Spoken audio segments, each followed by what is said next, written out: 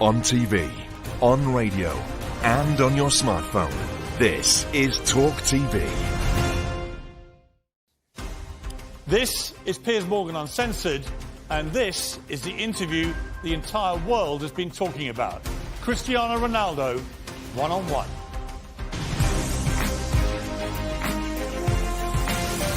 From London, this is Piers Morgan Uncensored. Welcome to a special edition of Piers Morgan Uncensored. Cristiano Ronaldo is a football megastar. In my opinion, the greatest player to ever grace the game. He's also one of the most famous people on the planet. He's had the toughest year of his life, on and off the pitch, facing personal tragedy and a barrage of criticism from fans, pundits, even his own coaches. Everyone else has had their say. Now, it's his turn. And Cristiano is most definitely uncensored. Cristiano, let me start just by asking you, why are you doing this interview with me? Because I think it's the time to say something. And because I like you. As simple as that. Well, don't say that in public.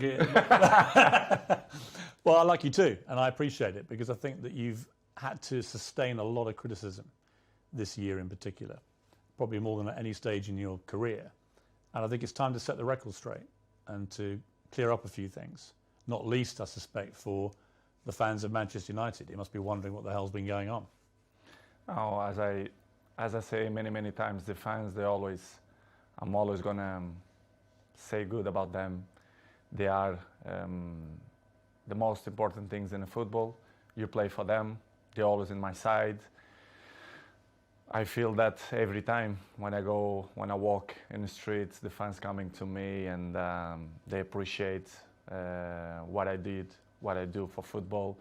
And for me, it's the most important in football. The fans, for me, is everything. I want to take you back to last summer. You're at Juventus, and there's massive speculation about where you're going to go. And the big rumour is that you're going to go to Manchester City. So first of all, how close was that to happening? Well, honestly, it was close. It was close. It's something that they spoke a lot, and Guardiola say 2 weeks ago, I guess, that they try hard to have me. But as you know, as my history in Manchester United, your heart, your feeling, the history that you did before make the difference. And of course, as well, Sir Alex Ferguson. So I was surprised in the same way, but it was conscious decision because the heart speaking loud in that moment. You were a Manchester United legend. So when you say your heart led you, it's because of that, the history you had with the club and the relationship you maintained with Sir Alex, with the fans. I think it was the key. It was the difference in that moment. But I cannot be loyal if I would say that Manchester City wasn't close. But I think I did conscious decision. I don't regret. At some point, and as you mentioned before, Sir Alex Ferguson was the key. Did you speak to him before you Yes, came I back? did. Yes, I did. I spoke with him, and what did he say to you to try and persuade you? He said to me that it's impossible for you to come to Manchester City. And I say, okay, boss. So I took the decisions, and I repeat I was with conscience that it was a good decision. You came back, and it couldn't have started better. You played at Old Trafford. Yeah, you won 4-1 against Newcastle. You scored twice. Sir Alex was there, loving it, obviously, the return of the prodigal son. Your mother was there, the return of her own son. Your mother was crying, obviously. Obviously, yes. But what a comeback. How did that feel that day when you came off the pitch? Well, that feeling was amazing, but not only the day of the game. I felt before the week before that everything changed. The world speak about me, Cristiano back home, back where they belong. So it was a special moment to be back to Manchester United, to perform for our fans, and of course to score 2 goals was the best welcome that I received in Old Trafford. It was a memorable day and unbelievable day too. The Viva Ronaldo chant went up. Yes, Viva Ronaldo. You like hearing that? Be back, of course I did. Yeah. As I told you before, the fans for me, they are everything. 2 things happened, I think, within 24 hours of you re-signing for United. One, you broke the all-time record for shirt sales in 24 hours. You actually beat a guy called Messi at PSG. You must have been happy about that. Of course I do. As you know, I don't follow the records. The records follow me. So it's good. Another one in my book. And the other one was the Manchester United tweet announcing that you were rejoining the club was the most tweeted or most liked tweet, I think, in Twitter history. It's good. As I told you before, it was a good moment. Nobody expect, because things change around, in my opinion, in 72 hours, which is you plan, or they spoke, not only Manchester City but other clubs too, spoke about your name, that you will change Juventus for another club. But Manchester United wasn't there, wasn't in that pot of that teams, but surprised everybody, even me, to be honest. After a few weeks, things weren't going well at Manchester United. The club just wasn't firing. And in the end, Ole Gunnar Solskjaer, the manager, got sacked. And that's within like 2 months of you coming back. What were you feeling about what was going on at United? And what did you feel generally about the club itself and the state that the club was in compared to when you'd been there before? Piers, to be honest, when I signed for Manchester United, I thought everything was changed, because it's 13 years that I changed. I was in Real Madrid 9 years and 3 in Juventus. And when I arrived, I thought everything will be different, you know, the technology, the infrastructures and everything. But I was surprised in a bad way, let's say in that way, because I saw everything was the same. And Manchester, it wasn't in that moment that, as you mentioned, that Ole was sacked. Michael Carrick, he assumed the job for 2 games, Villarreal and Chelsea away, and everything was so fast, but surprised me a lot. Instability in the club, everything was kind of the same that I It hadn't moved on. No, they stopped on the clock, in my opinion, which is something that surprised me. I didn't expect, and slowly they start to change. Even the windows, the new players, and was tough. Was tough for me because I didn't expect that. And because when you were there before, if Manchester United wanted a player under Sir Alex Ferguson, they normally got their man. Right now, it's a very different environment. After many years of failure since Sir Alex retired, United weren't getting the top players anymore. So were you surprised by that dynamic changing as well? Because you would have been used before to them, if they wanted top players, they got them. I was surprised. I thought when I signed, that they signed in that year Sancho and Varane plus me, that things will be in the way that Manchester should be.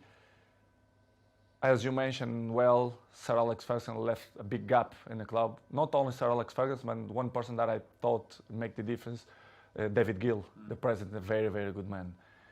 And the structure around Sir Alex Ferguson was very important too. I knew that Manchester United wasn't the same, but I don't see that it was so big gap, so big things that go through by the last 10 years. And it was the thing that surprised me more, to be honest. It was little things like even the swimming pool that the players use, the saunas, all these facilities. Nothing had changed since you'd left in 2009. Nothing changed.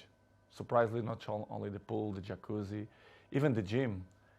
Even some points, the technology, the kitchen, the chefs, which is I appreciate, lovely persons, they stop in a time which is it surprised me a lot. I thought I will see different things, different, as I mentioned before, technology, infrastructure, but unfortunately we see many things that I'm used to see when I was 20, 21, 23, so surprised me a lot. You'd also, of course, as you said, you've been at Real Madrid and Juventus, where you saw them moving all the time to progress with technology, the latest thing, to improve performance levels. So you were able to compare what you'd experienced there with what was not happening at United. In United, the progress was zero, in my opinion. To compare with Real Madrid and even Juventus, that they follow the recent world. So the technology, especially the terms of training, nutrition, and conditions of eat properly and to recover better than before, surprised me. Manchester right now, to compare with that club, I think it's behind, in my opinion, which is something that surprised me.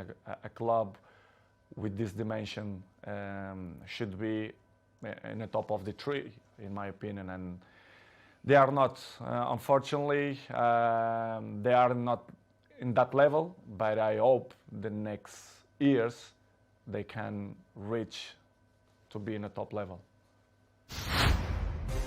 Up next, Ronaldo's scathing verdict on what's gone wrong at Manchester United.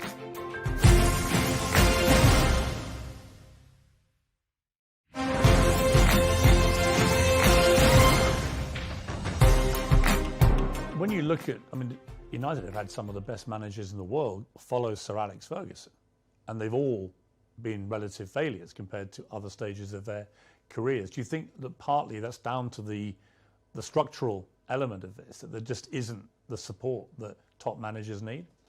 I don't know what's going on, but since the Sir Alex Ferguson left, I saw not evolution in the club. The progress was zero. For example, you have an interesting point that how the club as Manchester United, after Ole,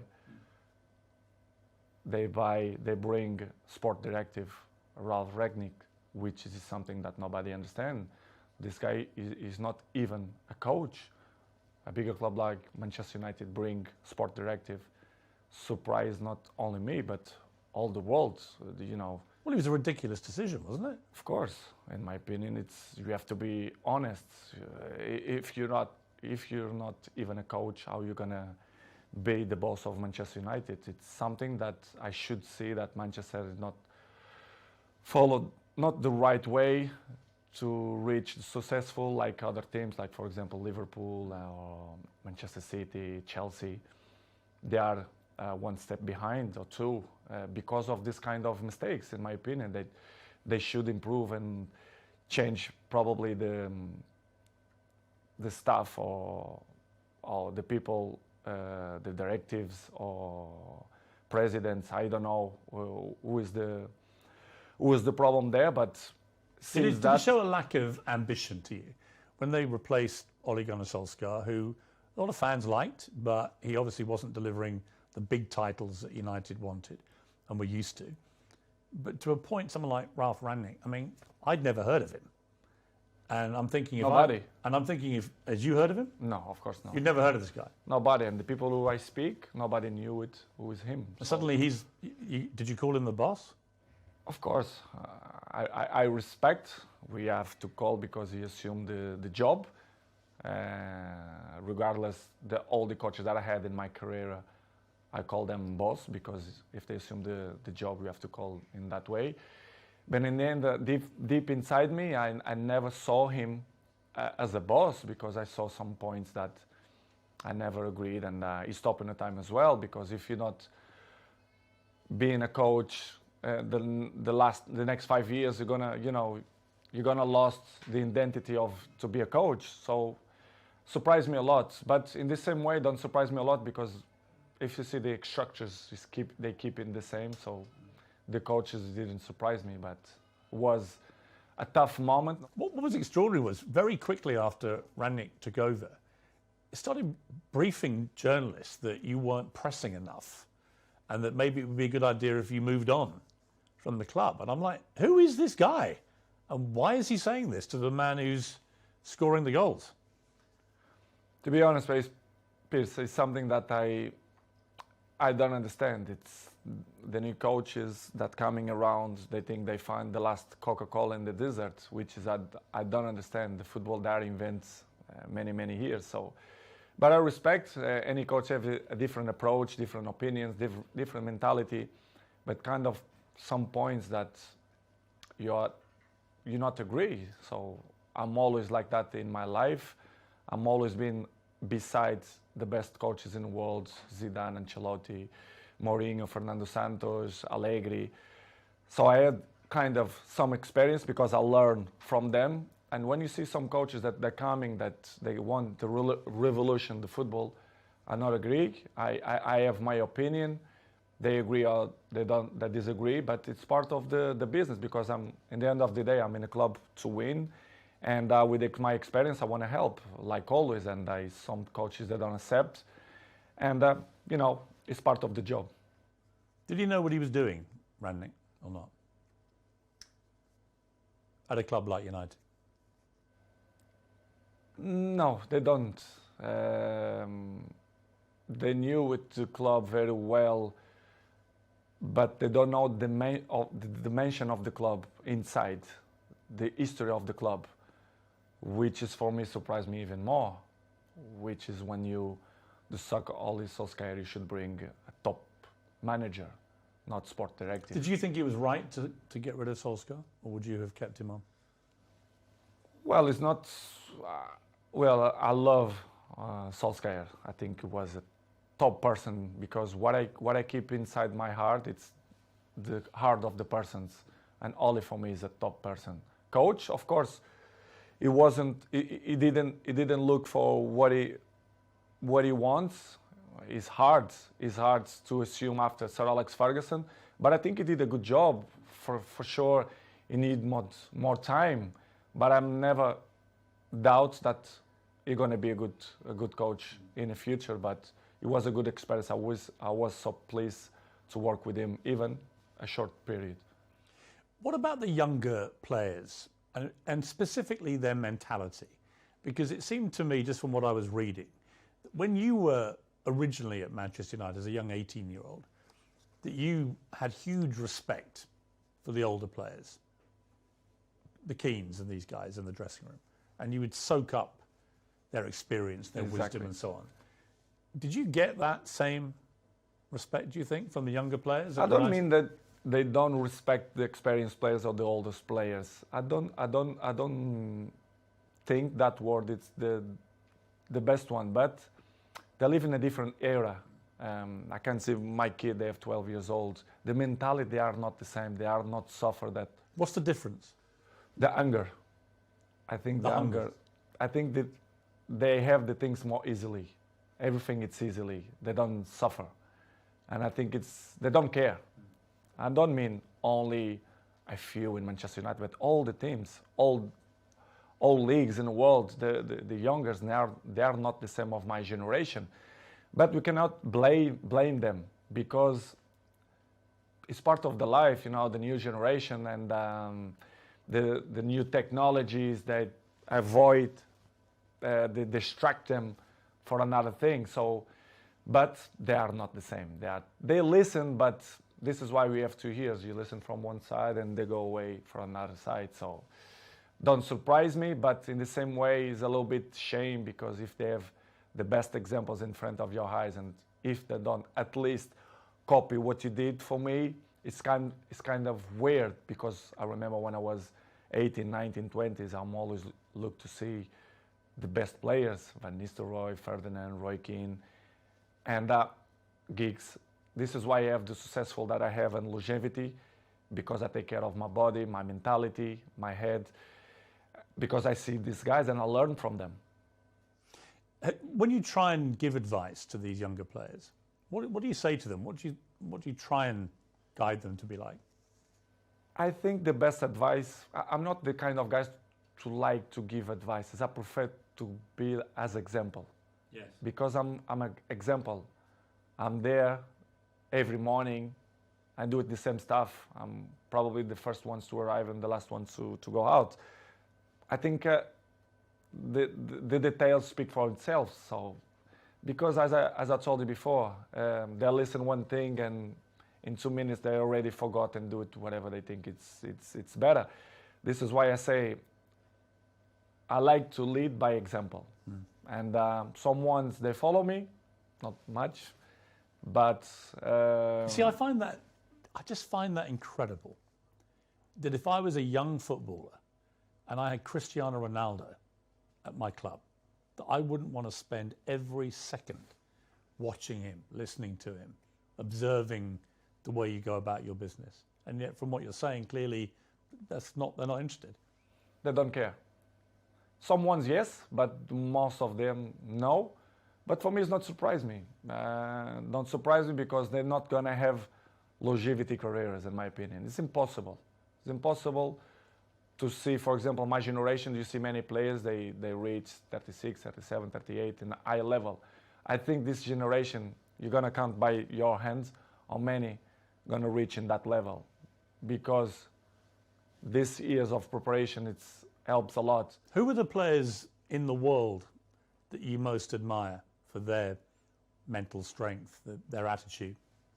It's difficult question because I'm always can say what I see from my eyes. For example, if you tell me what I see, for example, in Manchester United, I can mention probably Dalot, Diogo Dalot. His example is young, but he's very, very professional.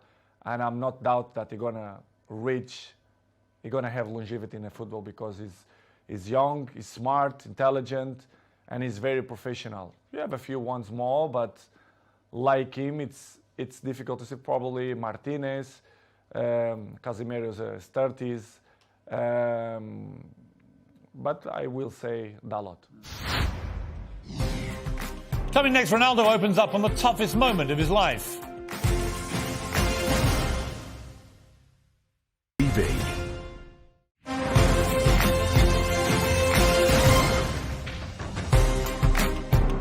So Rangnick's come in, it's your second manager, it's not working, the results aren't great. You're still scoring goals regularly for Manchester United. You're about the only one who is. But then you get hit by an awful episode in your life, probably the worst time of your life, where your partner, Georgina, she's pregnant with twins and is actually giving birth to these 2 babies. And your baby son doesn't survive. And I don't think I can imagine, I have 4 kids, you have a lot of children. You know, you can't imagine a worse thing to happen than to go a full term of a pregnancy, particularly for the poor mother in that case, but also for you. What was that like for you, that time in your life? It's probably the worst moment that I passed through my life since my father died. You know, when you have a kid, that you expect that everything will be normal, and you have that problem. It's hard, you know, as human being that I am. Me and Georgina, we had quite difficult moments because we don't understand why happened to us. Was difficult, to be honest. Was very, very difficult to understand what's going on in that period of our life. As you know, the football carry on. They are so fast, many competitions. The football don't stop. We have many competitions. And pass through in that moment was probably the most difficult moment that I had in my life. Me and my family, especially Gio, that was tough. She said she was giving an interview about the new series of her TV show. And she said in an interview, a big piece of my heart shattered. And I asked myself how I could carry on. I had the answer nearer than I thought. I looked into the eyes of my children, and there I saw the only way of doing it, being all together. Yeah, I saw too. Yeah, this is why what we did.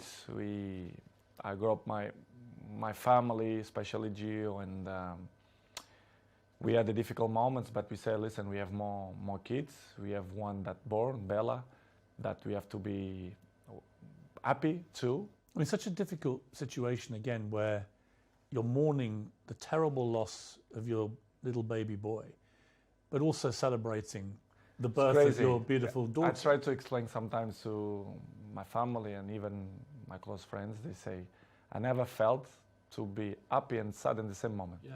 I never felt. It is hard to explain. So difficult. So difficult. It's, you don't know if you cry or you don't know if you smile. Yes. Because it's something that you don't know how to react. You don't know what to do, to be honest. And of course, I remember very well that I look like, I don't know the word that to define what I felt in that moment, but it's crazy feelings, it's crazy emotional. But as I told you before, I have to hold that we had at least Bella, yes, which is the most important. One die and one survive, but it's difficult to explain. How did you explain it all to your other children? They must have been so confused about it. In the beginning, Gio arriving home and the kids start to say, where's another baby, where's another baby? Of course, Cristiano, I had conversation with him in the day, because he's 12 years old, he knows, he understands everything. And I had a nice conversation with him. We cried together in his bedroom, and he explained, and it's kind of, he didn't understand. He understand, but in the same way, he was a little bit confused. The other ones in the beginning, in the table, the kids start to say, Mom, where is the other baby, blah, blah, blah. And Gio, in the beginning, they start to say, because, you know, she had a little bit belly, because they had two, it's hard process.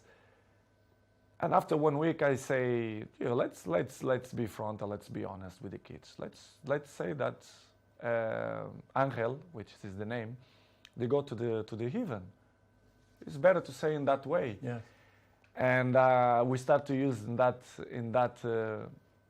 way. And the kids always understand when we had shots in the table, and they say, Daddy, I did this for Angel, and they point out for the sky, which is I say, and I like it the most, because you know it's part of the lives, and I'm not gonna lie to my kids to say the truth, which was a difficult process. But in the same way, I become more father, more friendly of them. They become more close to his daddy, especially me with Georgine as well.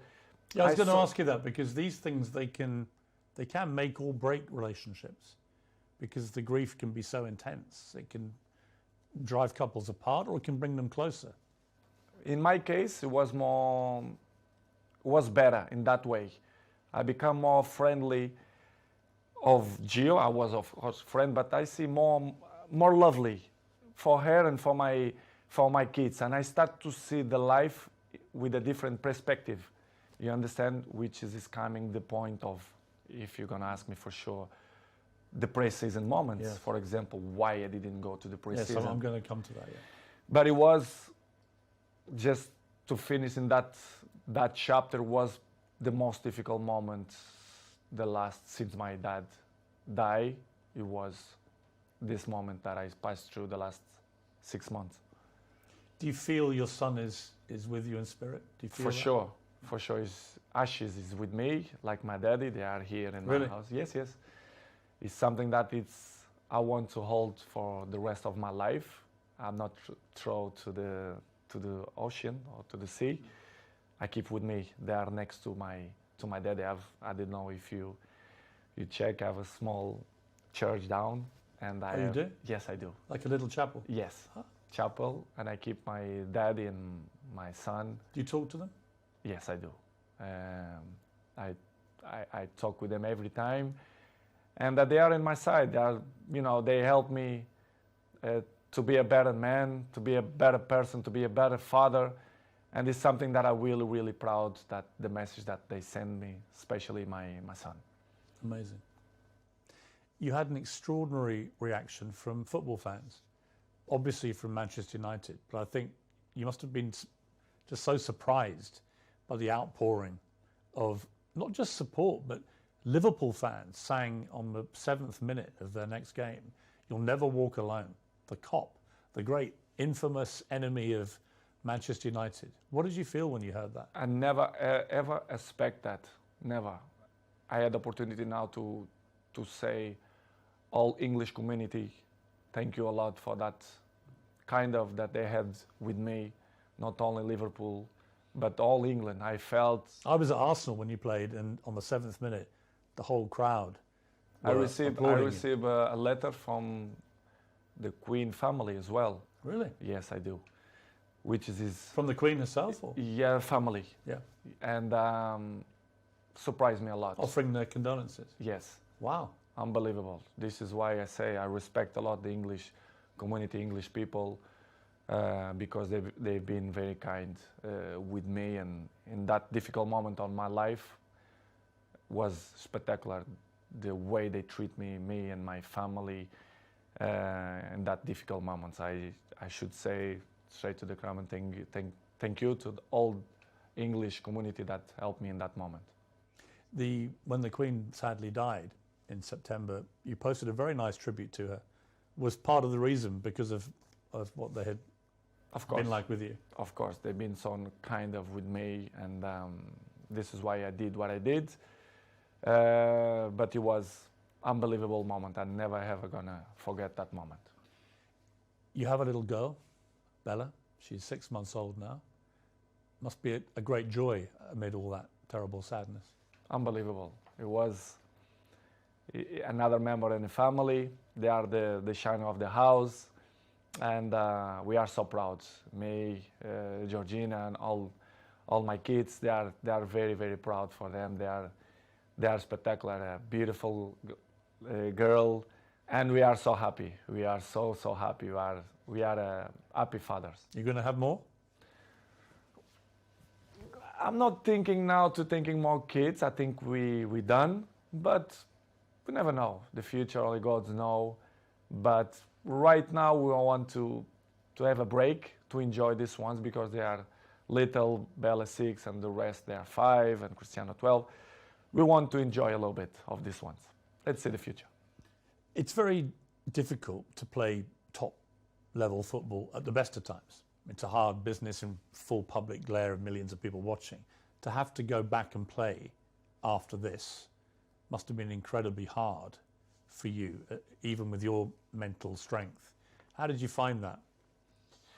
Difficult, very difficult to play after that. But as I always have good support from my family, and Georgina told me, go to play, go enjoy, to do what you like to do. We're gonna help for you to forget a little bit the situation.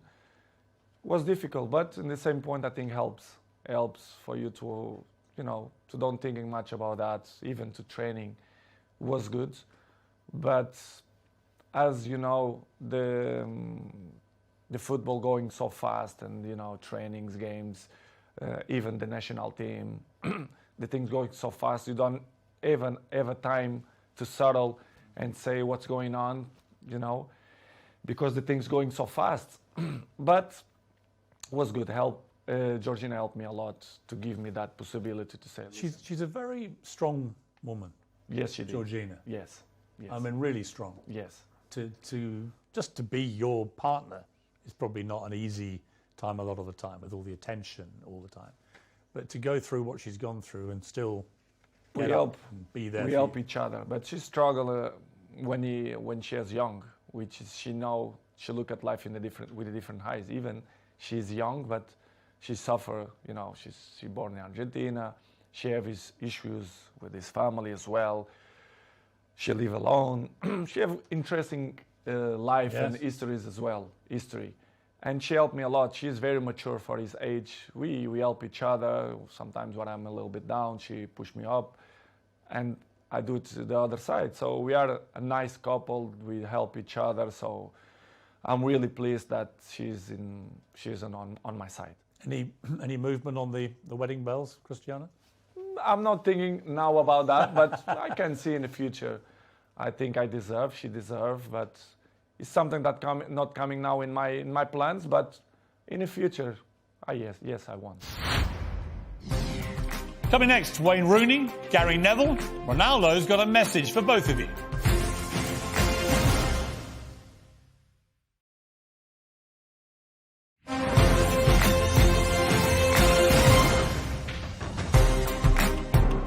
Four days after this terrible time in your life, United get a new manager, Erik ten Hag.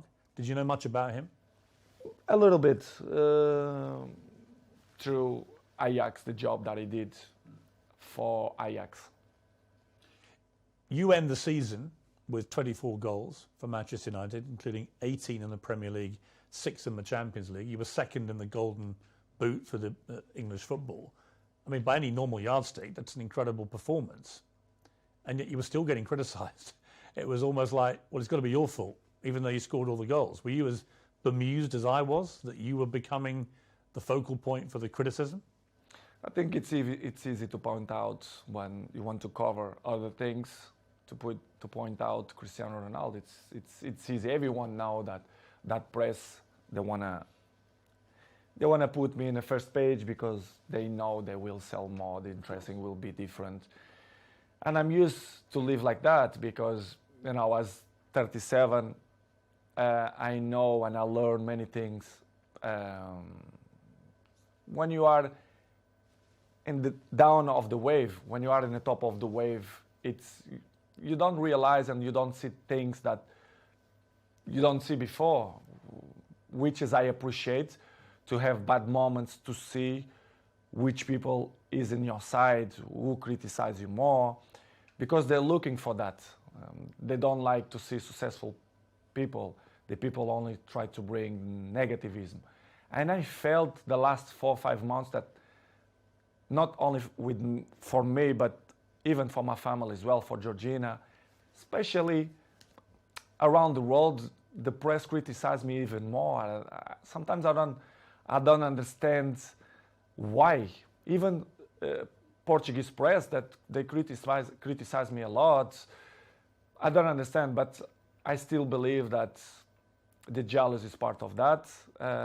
They want to cover many things that helps to shine other things. But listen, Piers, I know I'm 21 years in the top of the game, so I know how it takes. So for me, it's not a problem. It's hard when you are a little bit down to listen to this criticism. Do you read it all? Do you read newspapers? Do you read social media? A good thing that I have, I don't like to read because I know 90% of the times they lie. They are garbage. The press, they are garbage.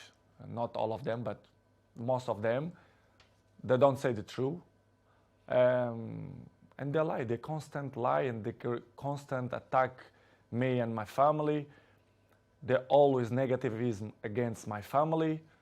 Why I'm gonna read? Because I know they try to make me feel bad, me and my family, which is something hard to deal. But in the end of the day, I understand. But it's really, really hard. The problem you have is you're too famous.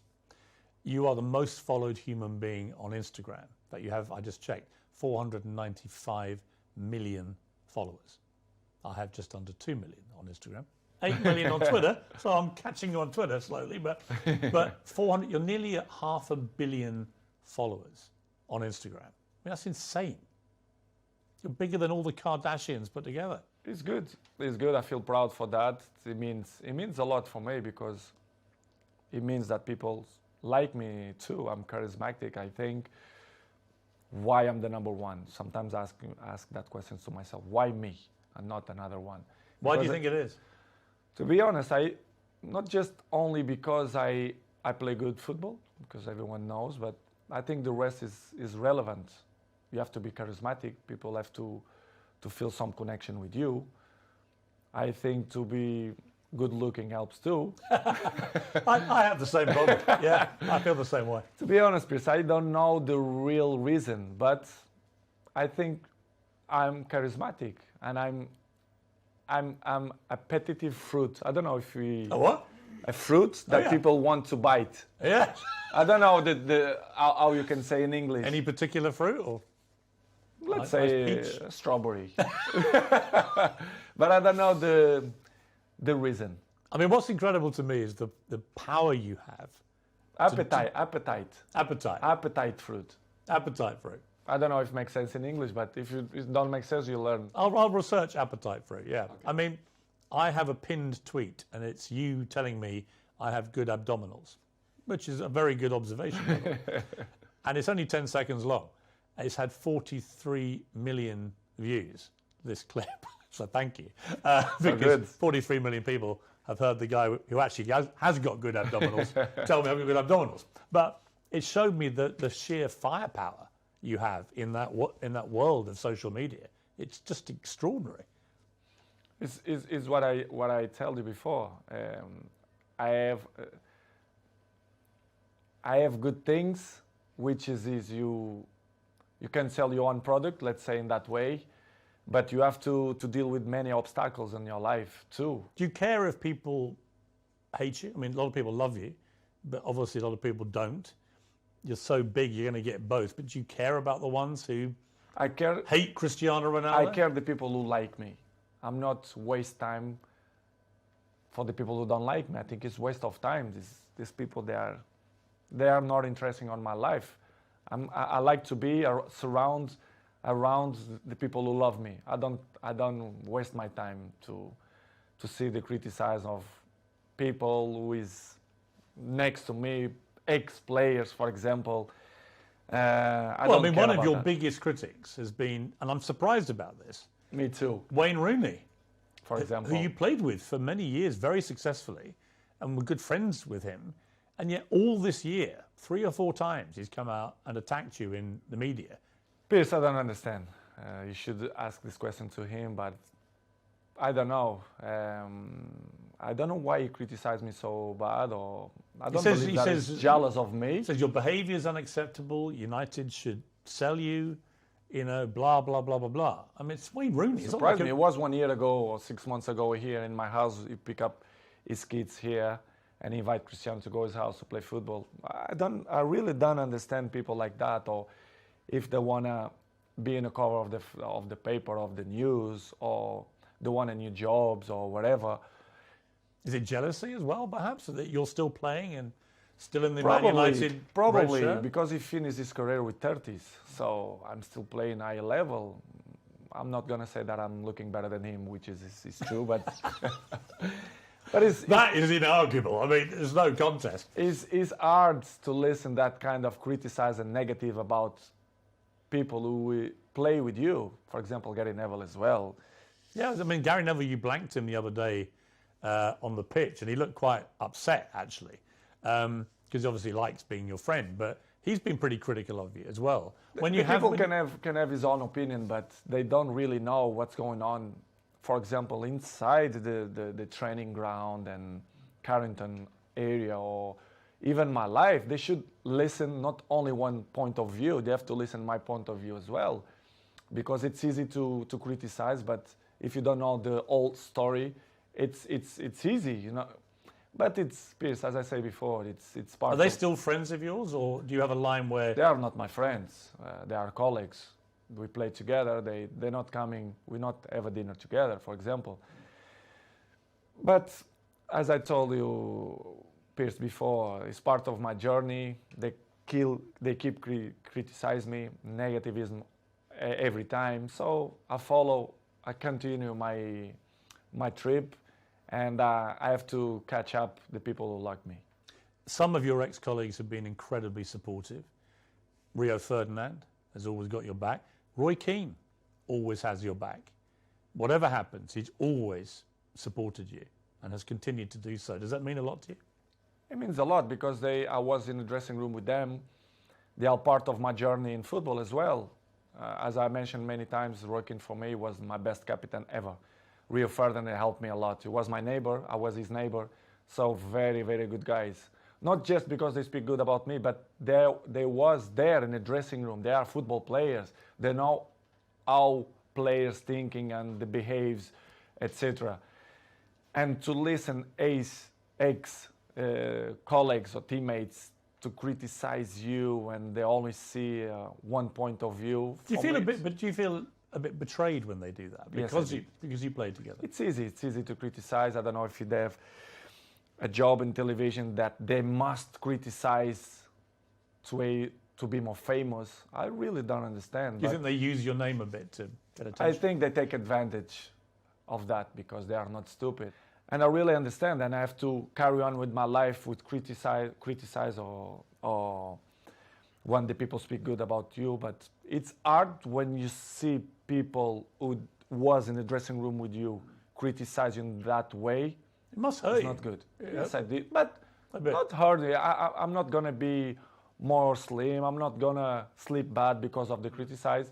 But it's not good to listen that. Disappointing. A little bit, yes, disappointing. Next on Uncensored, expect fireworks in the explosive second half of my 90 minutes with Ronaldo. Your baby daughter's in hospital. And the president of Manchester United didn't believe the empathy don't exist. The Glazers, they don't care about the club. What would your message be to Manchester United fans? The fans, for me, will be always in my heart. He was deliberately provoking you. I didn't felt that he had respect for me. Cristiano Ronaldo's 12 rules to life. Why not? Imagine the rest of the rats, they're going to criticize me too.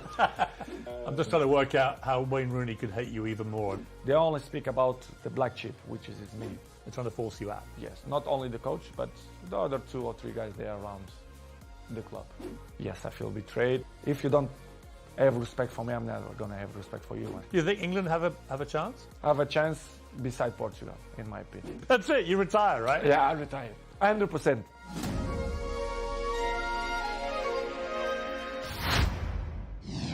You won't want to miss it. Whatever you're up to, keep it uncensored.